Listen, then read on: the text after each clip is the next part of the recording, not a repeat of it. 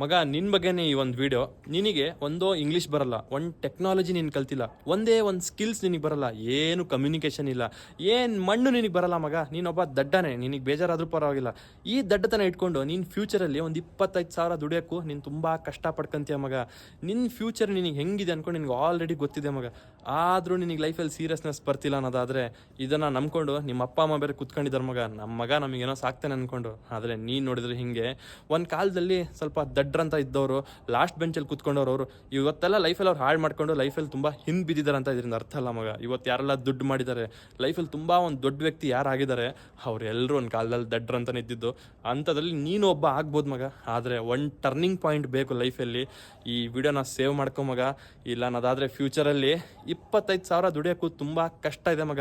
ಈಗೇನೋ ಮನೆಯಿಂದ ನಿಂಗೆ ದುಡ್ಡು ಕೊಡ್ತಾರೆ, ಖರ್ಚಿಗೆಲ್ಲ ಕೊಡ್ತಾ ಇದ್ದಾರೆ, ನಿಂಗೆ ಏನು ಗೊತ್ತಾಗ್ತಿಲ್ಲ. ಆದರೆ ಫ್ಯೂಚರು ಅಷ್ಟೆಲ್ಲ ಈಸಿ ಇಲ್ಲ ಮಗ. ದಯವಿಟ್ಟು ಅರ್ಥ ಮಾಡ್ಕೊ. ಮಿಡಲ್ ಕ್ಲಾಸ್ ಹುಡುಗರಿಗೆ ಒಂದು ಪ್ರೋತ್ಸಾಹ ಕೊಡೋದೇ ನನ್ನ ಕೆಲಸ. ಇಷ್ಟ ಆಯ್ತು ಅನ್ನೋದಾದರೆ ಒಂದು ಫಾಲೋ ಮಾಡು ಮಗ. ಮತ್ತೆ ಈ ಥರ ಒಂದು ವಿಡಿಯೋ ಬಂದೇ ಬರುತ್ತೆ.